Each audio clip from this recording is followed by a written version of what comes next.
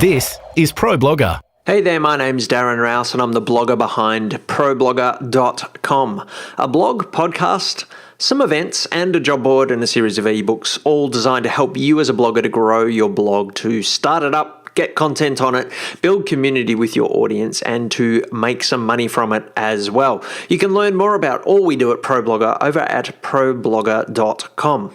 Now, as I record this episode 205, I'm just home from our first ProBlogger event of 2017. This year it was in Brisbane, it was just in the last weekend, and we're getting ready for our next one, experimenting this year with 2 in 2 weeks, and the second one will be in Melbourne. By the time this episode goes live, we will have had that one as well.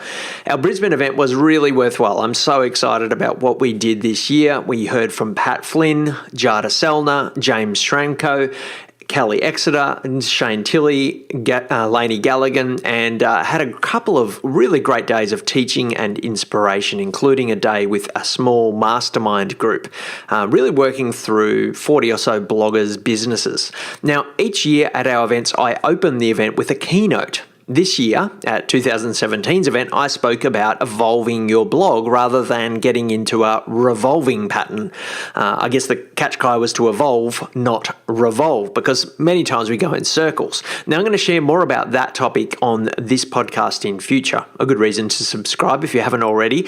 But as we're very much focused upon our real life events this particular week and serving our attendees who come along to that, this week in the episode in the podcast, I want to give you another taste of what we do at our events and share with you another opening keynote from a previous year as this week's episode. Now, I did this last week as well. If you haven't listened to that, back in episode 204, I got a lot of positive feedback in the last few days about that one. And so I hope you enjoy this one as well. Now, the one I'm about to play for you is from 4 years ago, 2013, but I think it's spot on in terms of message for today. It's one of the more evergreen ones that I've ever done. But this one's a little bit different, and it's different in 2 ways. Firstly, in this keynote, I went to a place I normally don't go to in an opening talk. For an opening talk, you do something really positive, very constructive. In this one, I share some deeper stuff, and I talk about some things that I knew going in could touch a nerve with some bloggers. And I was a little bit nervous about it, to be honest, because it goes to the heart of some things that I know many of us, and I'm talking about myself here, feel that holds us back in our blogging. I actually share in this episode 5 obstacles or roadblocks that bloggers face, and then give some tips on how to overcome those hurdles, those challenges. In this particular keynote, I talk about feeling like you don't have enough time to blog. We talk about feeling like you don't have the skills that it takes. Maybe you're not technical enough. In this one, we talk about fear. We talk about building something that's sustainable or feeling like you're not building something profitable. And lastly, I talk about that trap that many of us fall into, the comparison game, where we look at what others are doing and compare ourselves to others. Now, this might all sound a little bit negative, but the result of this talk was pretty remarkable. This event was one of the most powerful ones that I've ever been to or that I've held. People at this event, including our speakers and attendees, shared vulnerabilities and really went deep. And as a result, we saw some really great results in the months afterward. The second thing that's a bit different about this talk is that you're not just going to hear my voice. We actually hear the voices of myself, but also 5 other bloggers, 5 of our speakers, in fact. 3 of them are our international speakers. We had Amy Porterfield this year, and you'll hear from her in a moment. You'll hear from Trey from Stuck in Customs, Tish Oxenrider, and then 2 Aussie bloggers, Brooke McAlary, who you heard in a previous episode on this podcast, and Phoebe Montague, a fashion blogger from Melbourne as well. So you're going to hear me talk, and then each of these are going to chime in as well as I invite them onto the stage. If you want to follow along with the slides that I share for this talk, and I do summarize some of the points that I make in these slides, I'm uploading them to this week's show notes, and you can check them out at ProBlogger.com/podcast/205. I'll also on the show notes link to some further listening and reading for you as well, and we'll link to each of the 5 bloggers that I interviewed because they're all doing really remarkable things and I think are well worth checking out. So without further ado, I'm going to get into this keynote and I hope you enjoy it, and I'll wrap it up at the end and mention a couple of other things that you might like to go and listen to next. Creating great content. Finding an audience. Building engagement. Monetizing your blog. This is ProBlogger. So this morning I want to start by talking about the obstacles that we face as bloggers. It sounds like a bit of a downer to start off, thinking about the things that hold us back and the things that block our way. But as I reflected in the lead up to this event, I reflected on my own almost 11 years of blogging. And whilst there's been a lot of highs, there's also been a lot of bumps in the road for me over that time.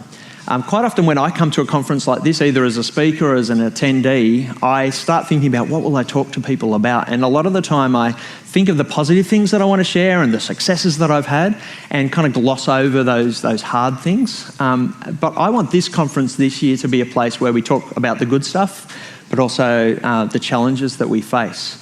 I want this to be a conference this year where we talk about our vulnerabilities, our anxieties, and really are honest with each other, both as speakers but also as attendees.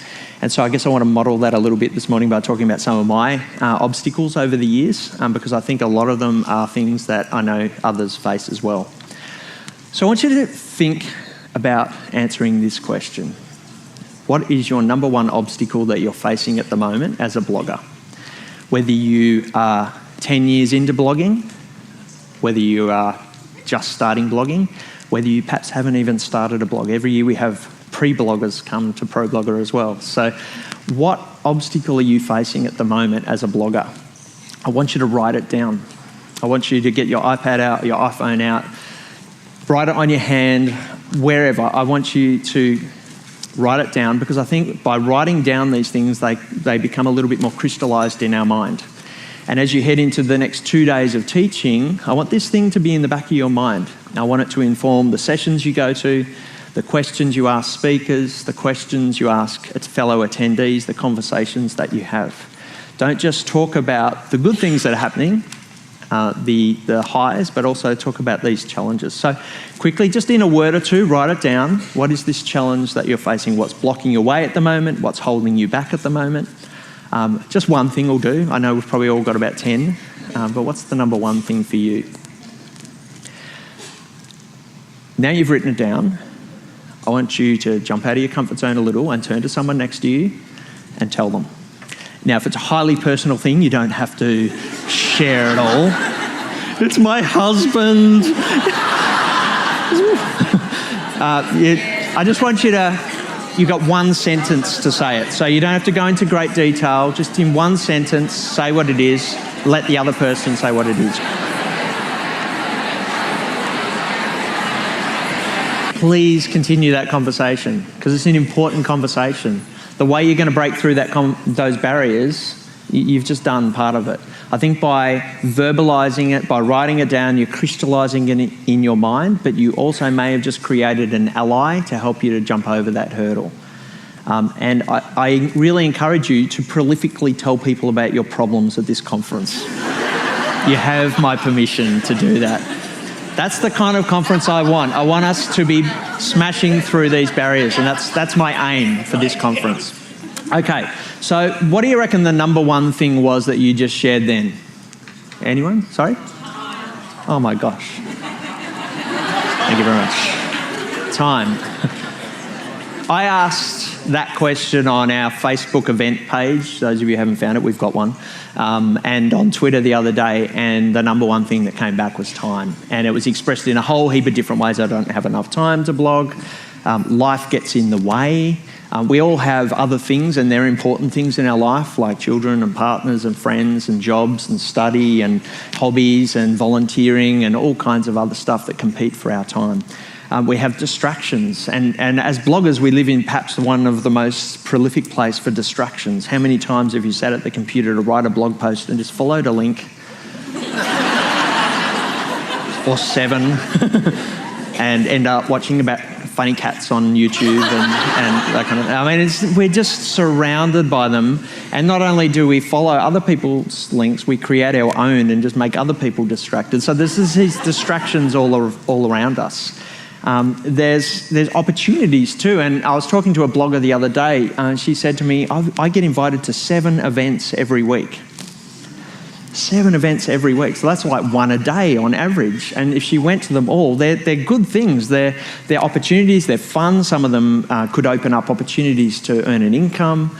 But if she went to them all, she'd have no time to actually blog. So there's opportunities. And then there's these demands that we put upon ourselves and these expectations that we put upon ourselves. I have to post every day.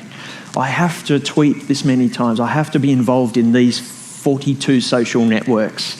There's all of these demands that we place upon ourselves as well, which crowd out our time. Now, I wish I had the answer for you on this front. I don't. This is one of my big struggles, and from the very day I started blogging to today, it's been a juggling act for me. When I started blogging, I was working 3 part-time jobs. I was working in an in-flight catering kitchen, putting food on trays on a conveyor belt. That was one of my jobs. I was working in a warehouse, I was working in a church as a youth worker, and I was also studying at the time as well. And so blogging for me was just something I did in between times. It was what I did in lunch breaks. I took a notebook everywhere and I was writing blog post ideas as I was putting orange juice on trays. It was sort of fitting around the edges. And within the first week of blogging, I thought to myself, wouldn't it be nice to have half a day a week or a morning a week just to dedicate to blogging? I was lucky enough about a year later when my blog started to make a bit of money to get to the point where I could put half a day a week into blogging. And at that point, I thought to myself, I can't get it all done. I wish I could have 2 mornings a week. And so gradually over time, as my blogs grew in income, I was able to dedicate more and more time. 1 day a week, 2 days a week, 3 days a week. A couple of years later, I was working 40 hours a week on my blog. Sounds like an amazing luxury to have 40 hours a week, but you know what? I couldn't get it all done. And I started working 50 hours a week and started staying up till 2 or 3 in the morning and getting up early in the morning. And I got to a point where it started to impact my health. I could see it starting to impact my friendships because the only friends I had were my readers. I saw that it could have potential to impact family and other important things to me. I guess the first thing I want to say about time is that there will always be more that you can do. And you just need to come to a point of making peace with that. You'll never get it all done. I'm sorry, but you never will. There'll always be another blog post you could write, another tweet you could do, another blog that you could read, another blogger that you could network with, another advertiser you could approach, another ebook that you could write. And the list goes on and on. I'm sorry if that depresses you, but that's the reality. You just got to make peace with the fact that there will be things that you can't do. And for me, changing that mind shift for me was probably the time I started to become more effective with my time, because I realised there was a limit of how much time I could put into blogging, and I needed to be smart with the way that I used it. For me, probably knowing your goals is probably the thing that's helped me the most with my time management. By having a goal, something that I'm aiming for with my blogging, suddenly I'm able to filter out the distractions. Suddenly I'm able to judge whether the opportunities are worthwhile opportunities to take. Is this opportunity going to take me towards my goal or take me away from it? By knowing my goals, I suddenly become more time efficient. Still challenges of distractions, but it helps. And the other part about goals for me is I've noticed that if the goal is a meaningful goal to me, if it is significant to me in some way, I'm much more likely to be efficient with my time in doing that. About 8 years ago, I had 30 blogs. I was trying to post them all every day. Ridiculous, stupid. This is when I was working 60, 70 hours a week. It was just dumb. 28 of those blogs I had no passion for whatsoever. They meant nothing to me. I just thought they might be profitable. I told you last year about one of them, my printer blog, a blog about printers. I hate printers. And I was writing a post every day about it, and I struggled to dedicate the time to that blog. And of course it died because it didn't matter to me. But ProBlogger is a blog that matters to me, and it matters to me, and thankfully it matters to other people as well. Someone came up this morning and said that ProBlogger helped them to grow an income for their family, something that they never thought would happen. That means something to me. That's exciting to me, and that motivates me to keep on keeping on with that blog, and it makes me much more disciplined with that blog as well. So choose goals that are meaningful to you and others, and I think that helps you to become more dedicated with what you're doing. And then choose things that will move you towards those goals and spend 90% of your time doing those things. This is not rocket science, but we need to hear it. I was talking to a blogger recently and she told me that she just didn't have enough time to blog. I said, how much time do you have to blog? She said, 30 hours a week. I'm like, that's a fair bit of time. What are you doing with that time? She said, I don't know, I'm doing stuff. And I'm like, well, what do you do with that time? And I set her the task of noting down everything she did for a week. So she set up a grid and she filled in every 10-minute block. She wrote down what she was doing. She's probably spent most of the week writing down what she was doing. But she got to the end of the week and I said, now add it all up, the different activities, and work out what you're doing with your time. She was spending about 80% of her time on social media. Then the question is that taking you towards your goals, or is it distracting you away from your goals? Now, social media, you could say it's helping you reach your goals, but there comes a point where it actually takes you away from your goals. And so she was confronted by this and she completely rejigged the way she uses her time. Now she spends about 10% of her time on social media and she spends 90% of her time writing blog posts and doing things to monetize her blog and building community on her blog. And she's seen her blog take off by just changing the things that she's doing and making them things that take her towards her goals. Now, you notice I said there's 10% left for you to become distracted. I actually think being distracted is a good thing. It lets your mind sort of wind down, and often when I'm distracted, I get ideas as well. So let your mind have those moments to have fun and do those sorts of things. But this takes a bit of discipline as well. Identify your sticking points. I wrote a post on ProBlogger the other day about how over the last 11 years I've had these different bouts of blogger's block. Who's had blogger's block?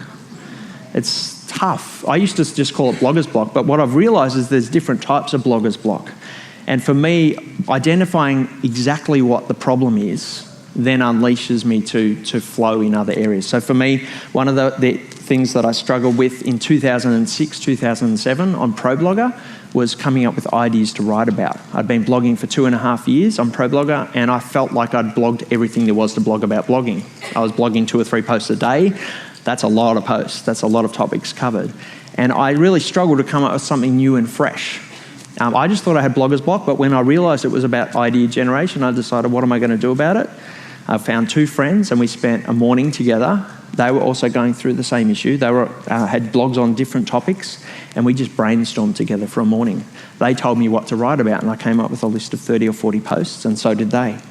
We did it again for a full day a couple of months later and came up with hundreds of ideas. And so by identifying the sticking point, I then released myself to actually write. Another sticking point I had was in creation of content, and this is a more recent problem for me. About a year ago on ProBlogger, I just did not have time to write posts because the opportunities were starting to flow. We were running this event which kept growing. Our sponsors wanted to talk. We were publishing ebooks. I'd hired some team members and I was managing them, and I just wasn't writing anything. And so by identifying the sticking point, I was able to rejig how I use my time. And so I dedicate Monday and Wednesday mornings to write. And I turn everything off and I don't answer my phone and I work offline and I just write. And they're my golden hours for writing content. The other type of blogger's block that I had was completing posts. Who's got like 30 or 40 posts half written? A year into writing ProBlogger, I had so many ideas to write about. It was fresh, it was new, it was exciting, the blog was going.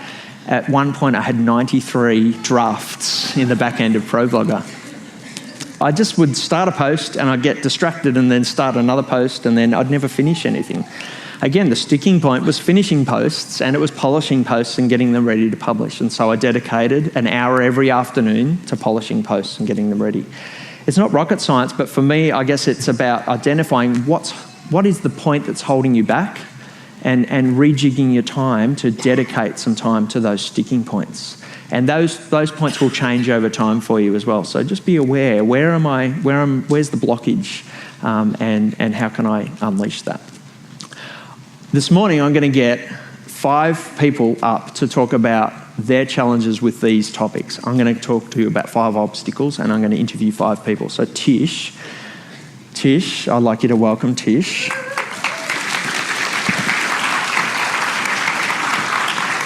This is our Oprah set, and So Tish, many of you will know, Tish runs a blog called Simple Mum, or Simple Mom. In the States. She's from Oregon, although from Austin, Texas before that. So she's come like 36 hours to be here or something ridiculous. Right. So Tish, can you tell us a little bit about a time where you struggled with time and what you did about it? Well, I've been blogging about 5 years, and I would say all of that time is a struggle for time. When I started, I had a newborn and a 2-year-old, and my kids are now 8, 5, and I also have a 3-year-old. So that in itself means I don't have a lot of time. We also homeschool. I don't know if that's a thing in Australia, but so it just means I don't have a lot of time, right? But what I have learned that really helps me a lot is to think about how I'm made. Think about when I work best, what's important to me, in terms of more lifestyle, not so much on the blog. And when I started thinking of that, such as I tend to think better in the morning. I'm a morning person. After 4 p.m., most of my writing is just crap. So I learned to, okay, let's take advantage of that time. So I now wake up at about 5:30 or so in the morning and write till about 7:30. And I don't get online at all. I just write. My big fuel and my passion is the writing part of it, so that's where I want to expend most of my energy. So I take advantage of that early morning hour or 2 hours when no one else is awake, and it's nice and quiet, and nobody needs me for the most part. I mean, you've got little kids, so that still happens, you know. And I get most of my writing done before the family even wakes up. And so by breakfast time, I've already written. And so I feel that sense of accomplishment for my day that if everything else doesn't happen, at least I've gotten something written. And so by about 4 p.m., if I want to get more work done, it's usually kind of the mindless tasks, the things I don't need to expend as much energy on, editing photos, just kind of the manual editing of posts, getting them scheduled, things like that. And so taking advantage of my natural rhythms has helped me a ton. And so the hours you do spend blogging matter more for me. The other thing I've realized, kind of what Darren was saying, the idea of never having enough time to do it all. I mean, nobody ever ends their days saying, well, I finished Twitter today, so I guess I can move on. You know, it never stops. That's the nature of the internet. And so for me, it helped me a lot to realize that no really a lot of times means not now. You know, it's just not a good time for that project, that idea, that whatever it is now. I might be able to do it later, but no is not necessarily, you know, an into a dream and into an idea. It just means now's not a good time. And so that just mentally helps me, I guess, not feel so depressed about the whole never finishing the internet thing. And then the last thing that really helps me is getting offline. And that seems so counterintuitive because shouldn't you be online more to get more done? But you know how when you go to a store, or you don't feel like you need any clothes until you go to a store, and then you start seeing all this stuff and you're like, oh, I could use that, I could use that. Well, it's the same thing in some ways being online. You know, you don't really think about all these things you want to do and get accomplished until you get online and you see all these other great things happening and all these other people to talk to. Something about just being offline, being around 3D people, being outside in nature, all those things just clears your head and you stop feeling that anxiety about time and the lack of it and, needing to get everything done. So those are my main 3 things I do to kind of stay sane and have enough time. Thank you, Tish. Thank you. You're listening to ProBlogger. Lack of skills. I love Napoleon Dynamite. Those skills is the course. I must have watched that so many times. But skills, it's hard when you start out blogging. And I said all of those things that are on that list. That's my list. I'm not techie enough. I can't write. I really didn't write very well. I still don't think I really write very well. I don't know enough about social media. I didn't know anything about blogging, or I used the internets for research and email. That was pretty much all I did in the early days. I didn't know about publishing. I didn't know about how to get a domain name or design or any of these sorts of things. And this is something I see a lot of bloggers really struggle with, even though the tools have improved a lot. In the early days, you had to know how to code to do a lot of stuff, and the tools have improved a lot. My wife started blogging 3 weeks ago, which was kind of fun. She's coming, so she's not here yet. She's coming this afternoon. Please be nice to her. And it's been interesting to be reminded of those things that you take for granted when you've been blogging for a while, like aligning images and some of those sorts of things. And, you know, she's said all these things as well. And this can stop you in your tracks. And it can stop you in your tracks at different times in your blogging as well. I'm still not techie enough. I still don't think I can write well enough, but I guess it's about how do you break through this sort of obstacle. My thoughts on this, again, you're going to see a theme here. You never know it all. You'll never have enough time, but you'll also never know it all. And no blogger that I know knows it all. And you have to come up with a strategy to cope with what you don't know. But I guess in the same way that corporates put time aside for professional development, I want to encourage you to do the same. And I'm preaching to the converted here because you're all at an event which is about blogging, so I don't want to harp on that too much. But continue to think about, you know, maybe 5 or 10% of your time, maybe an hour a week to reading an article on a blog like ProBlogger, for instance. Buying an ebook, maybe. There's heaps of resources out there. There's heaps of webinars out there to help you with these sorts of skills. And really, the next 2 days is about skills. Collaborate, cooperate, barter, outsource. What I found in my first 3 weeks of blogging is that there are this other community of other bloggers who know stuff. For me, I famously didn't know how to make text bold on my blog for the first month or so of my blogging. Back then, you couldn't hit the B button and highlight things. You had to know code, like these HTML stuff, and I was too embarrassed to ask anyone about it. But I made friends with a couple of New Zealanders, Rachel and Regan Cunliffe, and they were really friendly, and so one day I got up the courage to admit that I didn't know how to make text darker. I didn't even know what to call it.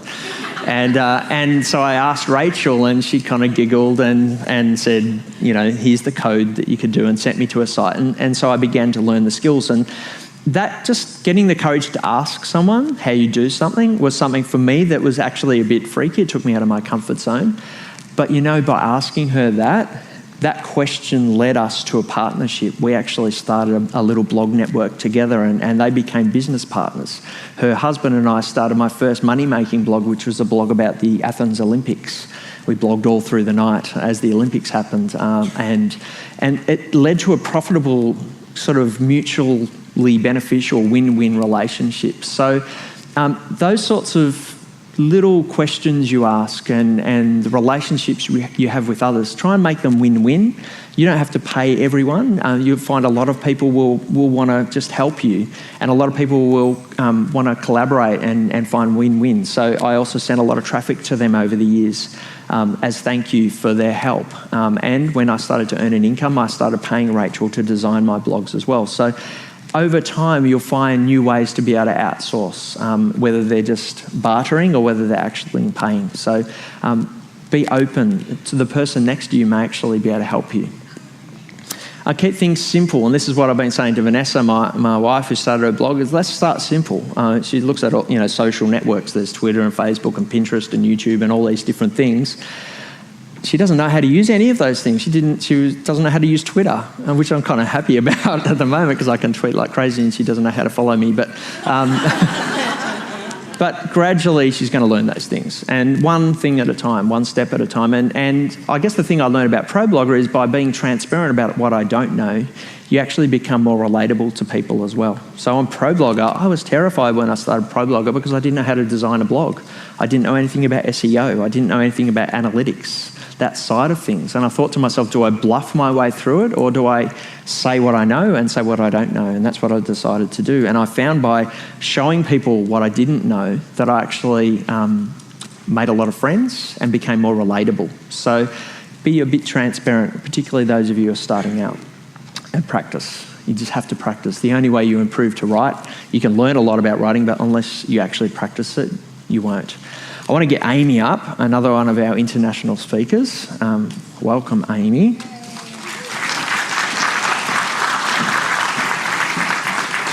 So Amy's come in all the way from San Diego, Yes. Is that right? How long were you on the flight? It was a lot of hours. I think 14. Oh my gosh. Yes. Well, yeah, I've done that trip many times. Many times, so I can't complain. No, you can, but anyone who's done the trip can complain. So can you tell us a little bit about your confrontation of lack of skills and what you did about it? Yes, so I used to work for Tony Robbins. He's a motivational speaker, and I traveled the world with him and was behind the scenes for many, many years. And that's a big guy to be behind the scenes with. So I was really behind the scenes. And I remember about a year before I went on my own, I looked at a coworker and said, I know nothing to start my own business. I wanted it so bad, but I told her, I know nothing I can teach out behind or in front of what I do here at Tony Robbins. And she said I was crazy, but basically over that year, I had this desire to have my own business, and the word freedom kept going in and out of my head daily. And so when I thought I didn't have any skills, what I did is I took action, and I call it total immersion. And I immersed myself in everything social media for about a good year, 5 a.m. to 7 a.m. every morning, Monday through Friday. And basically, I just had to move forward. So when you're thinking, I don't have the skills, I don't know what I'm going to do, everybody has somewhere to start, and you've just got to actually take action. So total immersion, learning everything I could get my hands on, free and paid, came to events. I'm going to talk about that today, basically everything I could. But what's interesting is I think it comes back to mindset. And my desire to have the freedom and not have a boss anymore had to outweigh the fact that I actually didn't know what I know now and what I teach now. At the time, I knew nothing about Facebook marketing. That was a year before I actually went out on my own. So it really moves fast when you go for total immersion. And what's interesting is when Darren asked me to come to the Gold Coast to speak about Facebook marketing, it was really full circle because I've been to the Gold Coast 3 times with Tony Robbins. And if you told me a few years ago that I'd be on stage talking about Facebook marketing, I would say you belong in the loony bin. That would never happen. But it's funny how when your mindset and you actually put your desire in front of your fear, what can happen. So total immersion, taking action and saying, okay, if I don't know it, how am I going to know this? What do I need to actually get the knowledge to move me forward? So a combination of that, but I really think it comes back to mindset. Cool. Thank you, Amy.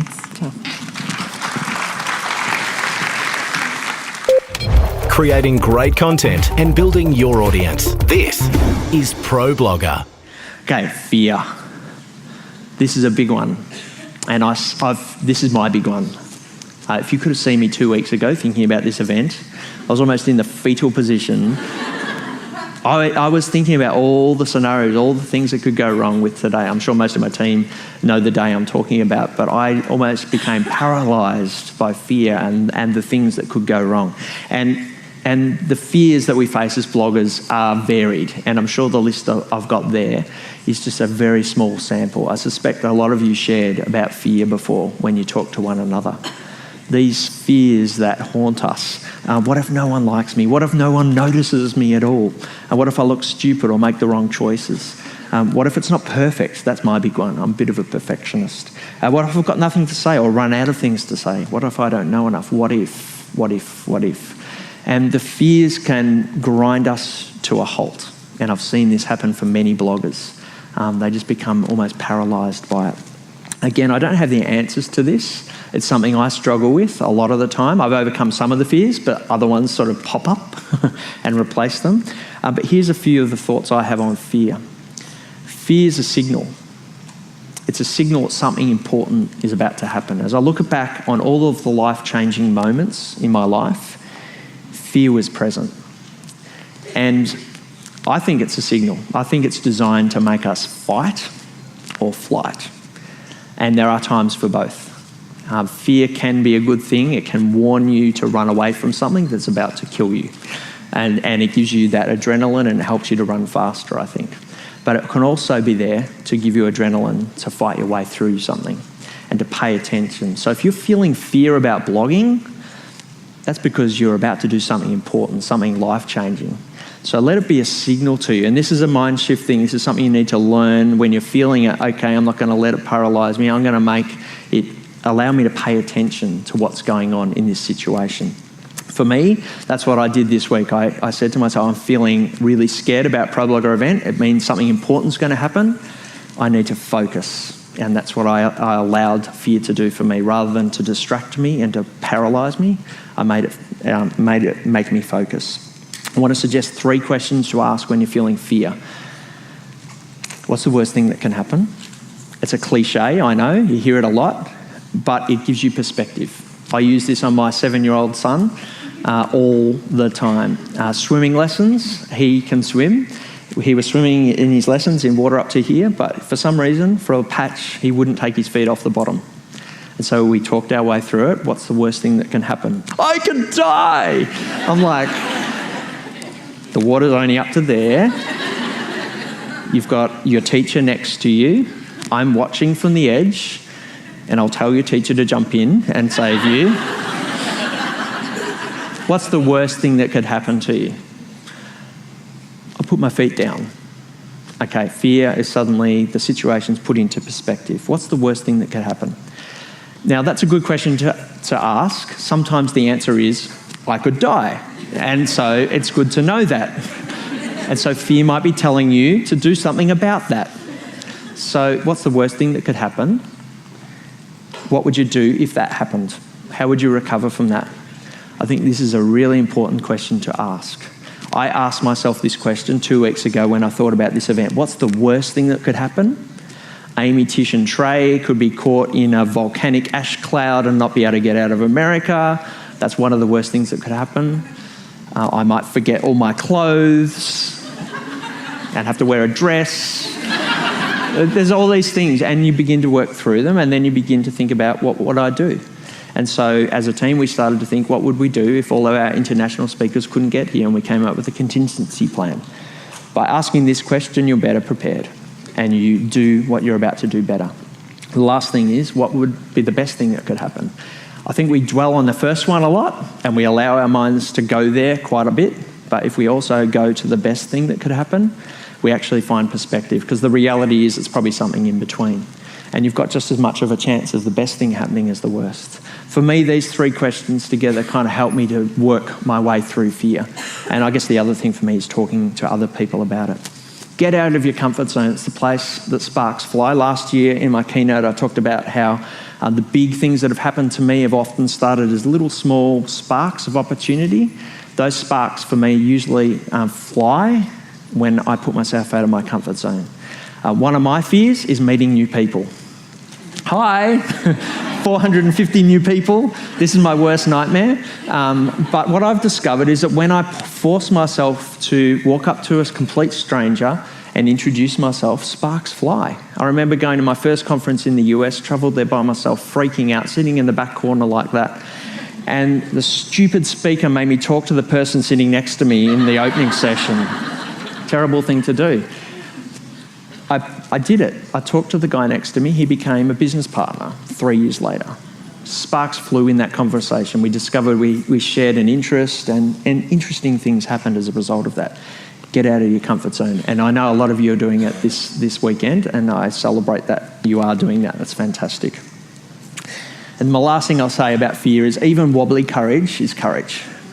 A lot of people say to overcome fear, you need to become a warrior. I don't feel like a warrior. But I push myself with wobbly knees and legs and feeling nervous into situations, and that's courage. And that's when sparks fly. Brookes going to come up. Brookes, another one of our speakers. Brooke came last year to our event. You may have seen a video that she made, which we used to help promote this event. And she's going to speak to us later. Slow your home, Brookes.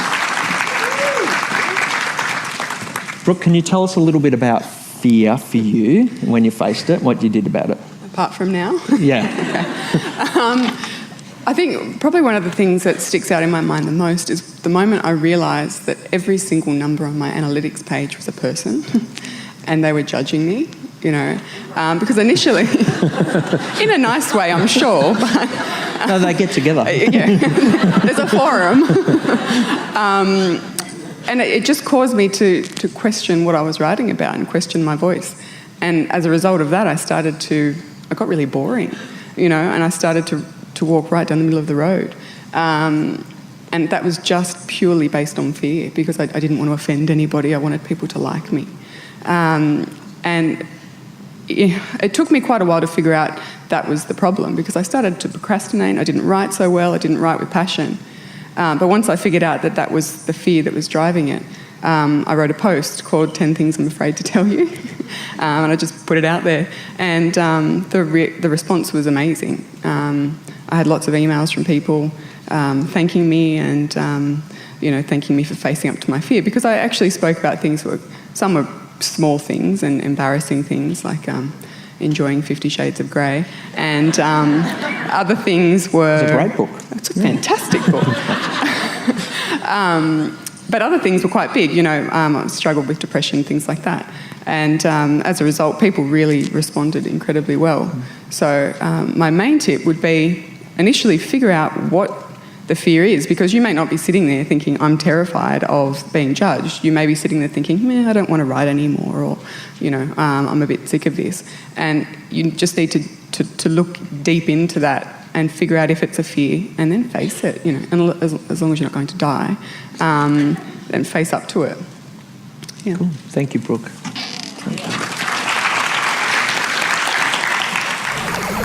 How to build and monetize your blog. This is ProBlogger. So another obstacle, and we've got 2 more to go, is sustainability, and this is around profitability. And a lot of bloggers I meet, particularly at this sort of conference, is how am I actually going to keep this going? How am I going to make it pay its way? And this is certainly something I know is on the top of a lot of your minds at the moment. You may have built an audience. You may have built some community, you may have begun to get some traction, you may start to get some interest from PR companies, but you can't live off free stuff. How am I actually going to make this pay its own way? And I'm not going to talk a whole heap about this now, because this conference is on this particular topic and there's a whole heap of sessions that can help you with it. But there are a few things I'll say, and I'm just going to flip past this because we all know it takes a lot of time and work, but there's probably 1.1% of my readers who think it's easy and it's going to be easy. So if you've got that expectation, sorry. There are no formulas and blueprints. That's usually the same 1.1% who think that there's going to be a formula they can follow. I'm sorry. There's not. Every successful blogger I've met has forged their own way. There are certainly principles that you see in a lot of them, and we'll talk about some of those over the next couple of days. But each blog is quite different, and each situation is different. And over time, things change as well in the wider context. A few years ago, sponsored posts weren't that big in Australia, but now they seem to be being presented all the time. So things change in the wider context. And also things change depending upon the stage of your blog as well. The way I used to monetize, there was only a limited option of ways I could do it in the early days, but today, because my audience has grown, opens up new opportunities. Profit usually comes around an exchange of value, I've found. And so if you're just thinking at the start of your journey of business model, ask yourself these sorts of questions. And I think somewhere in the intersection of these things, you may find some ways of making profit. Who are your readers? What are their needs and challenges? And how can I deliver value to those? Usually the answer to profitability is somewhere in the midst of those. Your readers' needs and serving your readers. So that's certainly the case if you have your own product. You can serve your readers' needs and challenges by creating a product or a service to sell to them. Same is true with advertising, finding someone else's product and selling space, or affiliate marketing. It's usually somewhere in the intersection of those things. So really the key thing is to understand your readers and what they want and what they need. And then for me, I guess monetization is just been a series of experimenting and tweaking over the years. I reckon I've monetized my blogs, or tried to monetize my blogs in about 40 ways over the last 10 years. Today I do about 7. So I've tried a lot of stuff, and a lot of stuff didn't work. But I found a few things where there were glimmers of hope, and I continue to work on those things and tweak them and evolve them. And so over time, the more you experiment, the more you learn, and the more you learn about your readers, the more you'll start to logically see fits about how you can monetize your blogs. Again, we've got a whole heap of sessions on monetization, so I'm not going to talk too much about it, but I'm going to get Trey up. Trey's another one of our international speakers.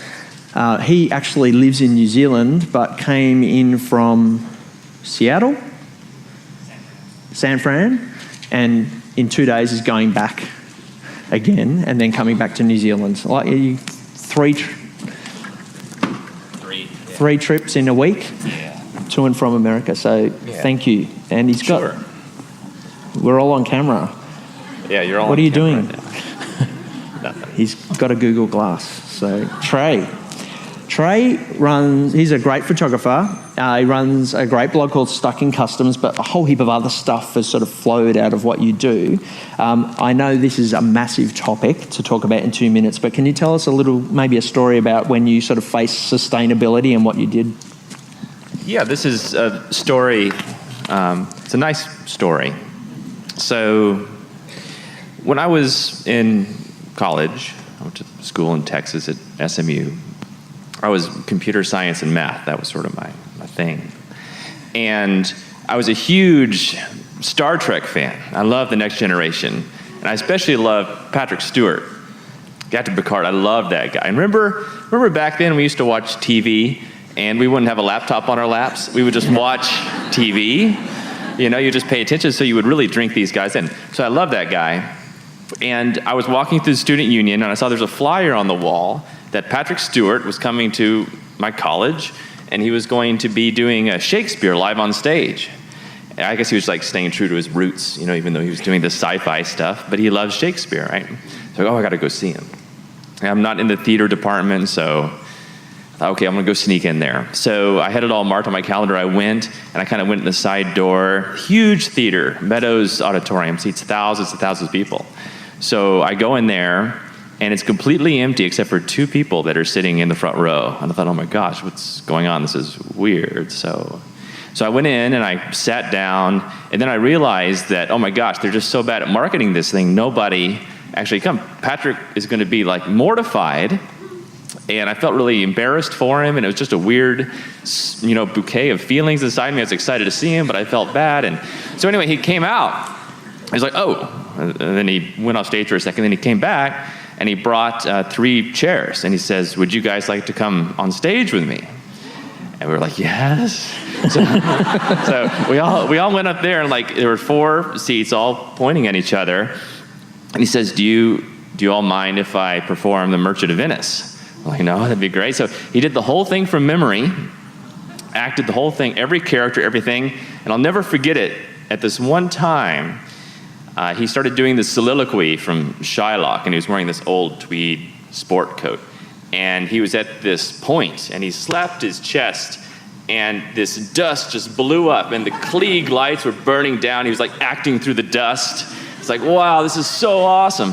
And so, yeah, and then, you know, looking back on this, I realized, look, you know, it doesn't matter who shows up, right? He just loved Shakespeare. He was so happy to do it. There's a purity to it there. And I realized this, you know, I did the blog. It's been like 7 years now, and I did it forever. Just me and my mom showed up on The Lonely Thing. But, you know, I did it because I loved it. He did Shakespeare because he loved it. And then, you know, he doesn't really make his money from Shakespeare, does he? He just loves acting, even though the core is this very niche thing that he got into, Shakespeare. So he made his money from Star Trek and doing other shows that still are on the ancillary of this. So, like, the 2 lessons I pulled out of this are, 1, you know, you just do what you love. It doesn't matter who shows up. You just can't help but do it. And this was very much his essence. And the other half of it is that even though the core was this tight, niche-y Shakespeare thing that only he and very few other people actually really care about in the world, that is what drove him, and he took ancillary things to make money that are related to that. You know, there's a whole lot of ways to make money on the internet, and there's, as long as you get really tight into your core and experiment, that was perfect what you said, just massive amounts of experimentation around things that are directly or indirectly related to this area of expertise that you accidentally fall into just because of a love. That's right. Thank you very much, Trey. Appreciate it. It's so true that most of the people I see making a living from blogging are actually started out just talking about what they love. And they see it as a bonus that they get paid to do what they used to talk to their mates or annoy their mates with talking about all the time. That's certainly my case. So yeah, that's great. Thank you, Trey. You're listening to ProBlogger. Okay, the last obstacle. And I almost didn't want to talk about this one because I see it in the Australian blogosphere quite a bit. And and I know it causes angst, and I know sometimes it causes a bit of controversy, but I just see so many bloggers get caught up in this, and I have at times, and so I want to go there, and I hope you'll let me. So the comparison game, and I'd say it's a comparison trap, and I wrote about this on ProBlogger the other day, and it's probably the biggest read post on ProBlogger over the last year, where I talked about the story of one blogger who I called Sally, but that's not her real name. She's an Aussie blogger who started a blog, and 3 months later her blog died because she fell into the comparison trap. And she started her blog because she admired another blogger, and she'd come across this blogger and she admired her, and so she was inspired by her, and she started her blog and modelled herself on this blogger, and then gradually, day by day, she became more and more in the comparison game, and she started to look at how this other blogger wrote and felt insufficient in the way she wrote. And so she'd work and work and work on posts, and sometimes there'd be a week between posts because she was trying to perfect it to get it to a point where it was like this other blogger. And so her writing stopped over time, and she began to compare how this person used social media, and she started to want to emulate it, and then started to become jealous of it and started to become angry because this person did it so much better. And the comparison game sort of led her down this path where she compared herself in so many different ways that she became not a blogger but a comparer. She actually became more obsessed with the comparisons than the actual blogging. Now, it's a fairly extreme example of it, but I think most of us at one time or another, if we're honest, will know that we played this game. And it can take us in some terrible kind of directions, and to do some things that we're not proud of as well. And I certainly have gone there myself. I felt this when I first started out. I used to admire some bloggers who inspired me to start my first blog, and I used to try and write in their style, and their style was very deep and analytical and thinking type posts, and I don't even know the words to describe their style of writing because I'm just not that kind of person. And I remember trying to write those type of posts in the early days, and those posts were just the worst posts I've ever written. And no one ever commented on them because I don't think anyone understood them.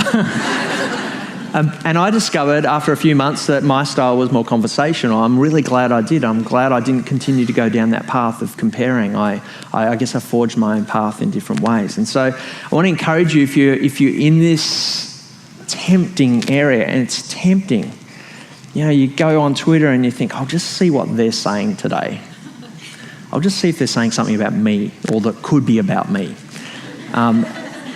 If you're that type of person, or if you're a comparer, if you're looking at other people's stats or how many comments they get, I want to encourage you to realise that the comparisons you're making are just not fair. You are comparing everything you know about yourself to snippets of what they're showing about themselves. And it's not that they're hiding those other things about themselves. They're just showing naturally the things that they're proud of. And so your comparison is not fair. They're showing the best of what they're doing, and you know everything about you. And it's not just the best, it's the worst as well. So the comparison's just not fair. If you're going to compare yourself to yourself when you started out. That's one of the things that I didn't actually realise I was doing it, but this is what I did in the early days of my blog. What I used to do is at the end of every month, I'd look at my stats and I compare them to last month's stats. And I tried to get my personal best. In the same way an athlete uses their personal best, I use my personal best with my blogs. And when I started to earn income, that's what I started to compare my income to myself last month. And I went for my record month, and that became my obsession. And maybe that was a little bit unhealthy in some ways, but I think it was probably a better obsession than trying to beat someone else. So compare yourself to yourself. You are unique. Use that as your competitive advantage. And that's hard to do. It's hard to find how to do that.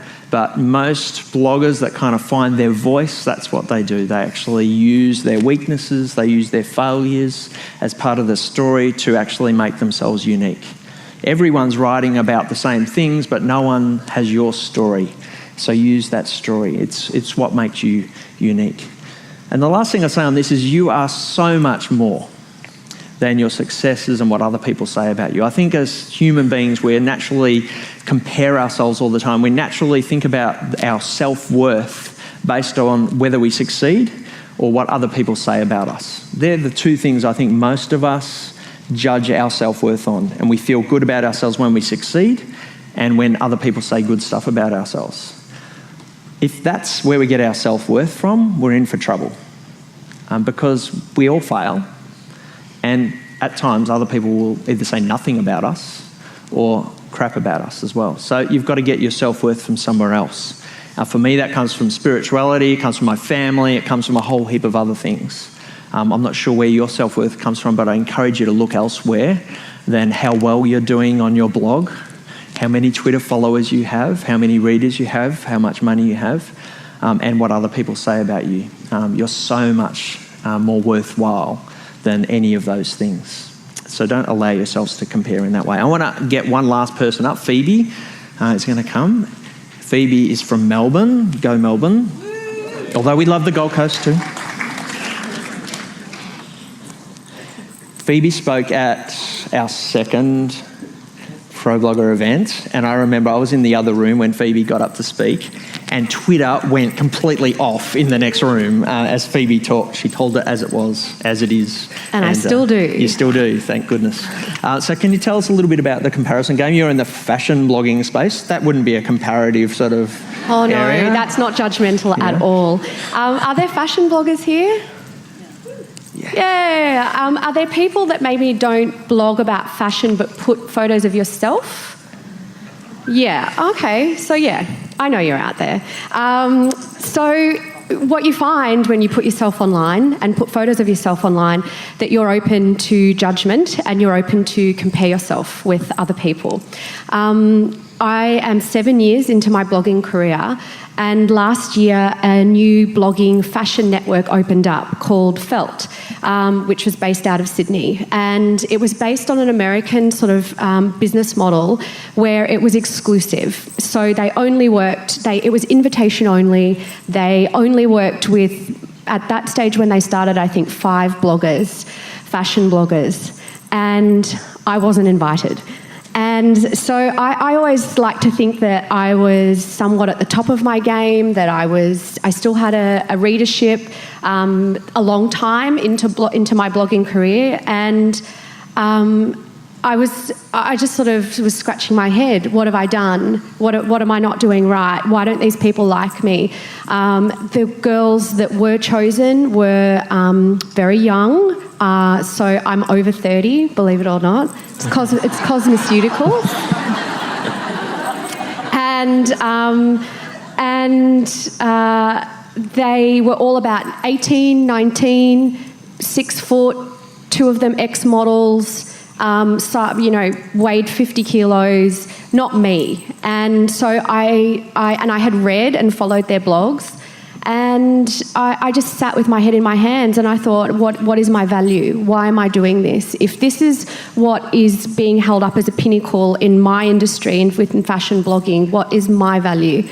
And I rang one of my girlfriends, and she said, this is just bad for your health. Just, you need to stop this. And she said, and of all people, Phoebe, you should know better. And I said, yeah, I know, but it just gets me. It got to me. She said, well, what are you going to do about it? And I said, lose 10 kilos and grow a couple of feet.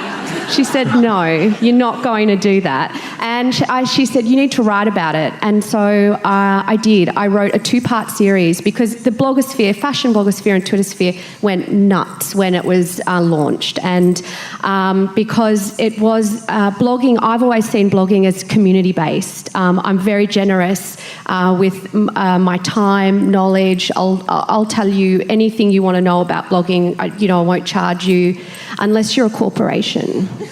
and it had always been about positivity and fostering inclusion, and that it went against this very tight, exclusive group, everything that I thought blogging was about.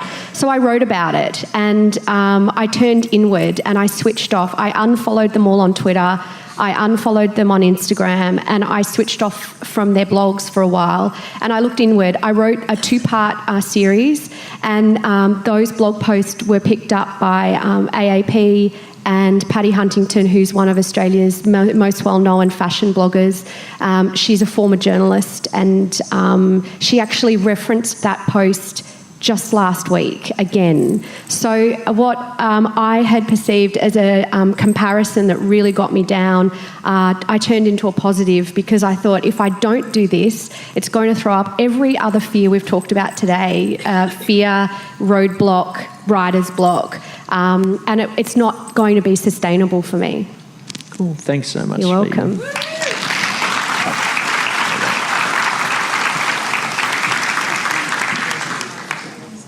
Thanks, Phoebe, and thanks to the other people who've come and shared. I really appreciate people going to those places and sharing those sorts of things honestly, and I hope that encourages you. We all face these obstacles that we've been talking about today. So how are we going to finish this off? I was talking to a hurdler recently at a party. Kind of lucky, seeing them talking about obstacles and hurdles and things like that. And I said to him, I knew I was talking about, he's not an Olympic hurdler or anything like that. He competes in a local competition. And I said to him, so tell me, how do you become a great hurdler? And he said this: you jump over a lot of hurdles. Effectively, what he told me is that to become a great jumper of obstacles and hurdles, you need to jump over a lot of obstacles and hurdles. And every time you jump over one, you exercise your muscles and they become stronger. You learn how to keep momentum going when you jump over hurdles. Sometimes you jump into hurdles and you crash and you hurt yourself, and you learn how not to jump in over hurdles. The only way we get through this stuff is to confront it.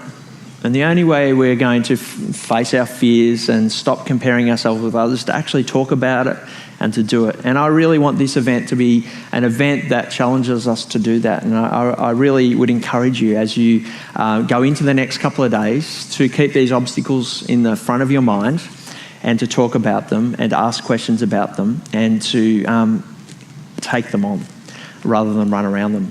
Now, you can see obstacles as hurdles, or you can see them as fences that contain you.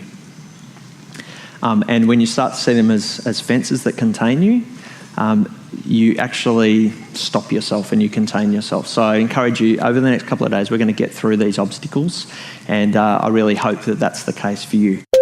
This is ProBlogger. Well, that wraps up our keynote from 2013. I hope you found it beneficial for the different challenges that you face at the moment. I would love to hear what you think about this week's episode. You can leave a comment over on our show notes over at ProBlogger.com/podcast/205, or you can check out our Facebook group if you just do a search on Facebook for ProBlogger Community, or go to ProBlogger.com/group. You'll find it. Just apply to join if you haven't already, and you can leave your reaction to that episode, that keynote, there as well. Also on the show notes, I'm going to link to some further listening and some further reading as well. As I said at the top of the show, I'll link to each of the 5 bloggers that I interviewed: Tish, Amy, Trey, Phoebe, and Brooke. All of their blogs and details will be listed there as well. I also link to the blog post that Brooke mentioned in her interview, the 10 things that she was scared to tell her readers. You can go and check that one out as well if you'd like. And also, I've got some further listening for you. If you want to learn a little bit more about Blogger's Block, I did mention 3 different types of Blogger's Block in that particular episode. Go and check out episode 83, where I talked about those 3 types of Blogger's Block. And then in episodes 84, 86, and 87, not 85, there's a bit of a break in that series, I did talk about the 3 types of Blogger's Block and give you some tips on how to get through it. So if that's something you're facing at the moment, go look at episode 83 right through to 87, really. And then episode 54, I talk about fear, and I go deeper into those 3 questions to ask when you are facing fear. And then lastly, there is a post over on the show notes about the comparison game, if that is something that you are struggling with at the moment, comparing yourself to other bloggers. Whatever it is that you're facing at the moment, I really do hope that today's episode has helped you just to push through it a little bit, to keep going, to persist. Some of the things that we talked about at this year's event as well was persisting and really going through those tough times. It's when we lean into our fear. It's when we push into those challenges, when we exercise jumping over those challenges, that we do really often see growth come out of these periods that could stop us from blogging. So if you're in one of those spaces at the moment, it could actually be just one of those things that you need to push through, that's going to grow your blog, that's actually going to grow you as a blogger as well. Love to hear from you. Come and join us in the Facebook group, and next week I'll be back to our normal kind of schedule, no more event keynotes. I've got some stuff planned for you. We've got some interviews, and we're going to talk about some cool tools as well in the coming weeks as well. Thanks for listening. Chat with you next week in episode 206. You've been listening to ProBlogger.